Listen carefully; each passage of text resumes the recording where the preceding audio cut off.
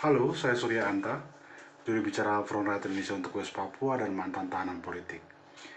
Saya mau mengajak kawan-kawan untuk bersama-sama meluangkan waktu dan kemampuan yang dimiliki untuk memberikan solidaritas bagi pembebasan kawan Victoria Imo.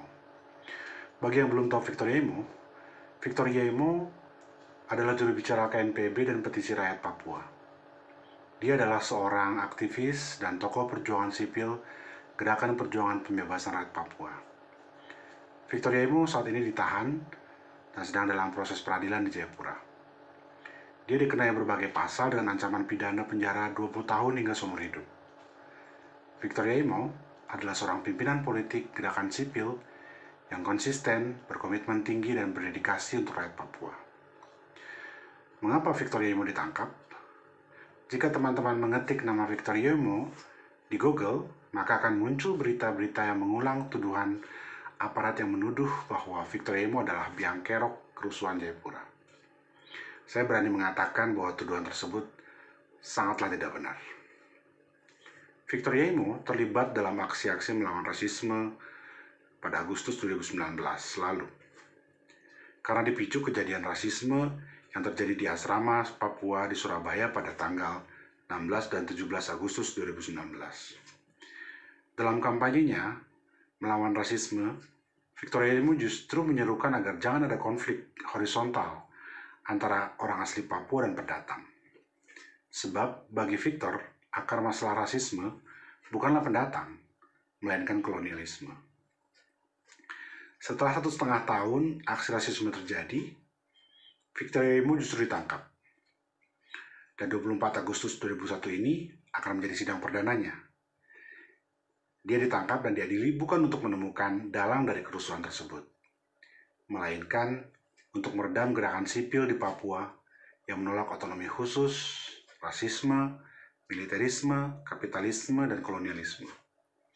Bagi negara, memenjarakan Victoria Imo menguntungkan bagi jalannya otonomi khusus jilid 2, stabilisasi investasi, dan penyelenggaraan PON 2021. Kawan-kawan, sebagaimana kita pahami dalam sejarah politik Indonesia, gerakan sipil kerap kali dikambing hitamkan sebagai dalang kerusuhan. Bukan hal baru. Misalnya, tragedi Melari 74, kasus 27 Juli 96, dan tragedi Mei 1998. Gerakan sipil selalu dikambing hitamkan. Padahal yang paling mampu dan berkepentingan menyulut kerusuhan tidak lain adalah tangan-tangan aparatus kekuasaan. Tujuannya mengaburkan isu dan akar masalah sebenarnya. Jadi mengkambing hitamkan gerakan Papua dan Victoria Imo jelas adalah upaya pembungkaman. Mengapa penting bersolidaritas terhadap Victoria Imo? Anda mungkin tidak kenal Victoria Imo. Namun membiarkan Victoria Imo dan setiap aktivis Papua membusuk dalam jeruji penjara, itu berarti membiarkan rakyat Papua makin tak mampu bersuara atas pembungkaman, penyiksaan, pembunuhan, penghilangan paksa, dan genosida perlahan. Pada siapa lagi kita berharap?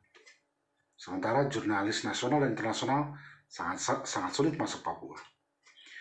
Justru pada aktivis-aktivis gerakan sipil yang berani berkata jujur dan benar, kita berharap akan ada informasi yang objektif dan perubahan bagi rakyat Papua. Jadi, ayo bersama-sama dengan kami, kita menuntut pembebasan Victoria Imo tanpa syarat. Free Victoria Imo, free Papuan political prisoners, demokrasi seluas-luasnya untuk rakyat Papua, dan hak menentukan nasib sendiri untuk rakyat Papua. Wah.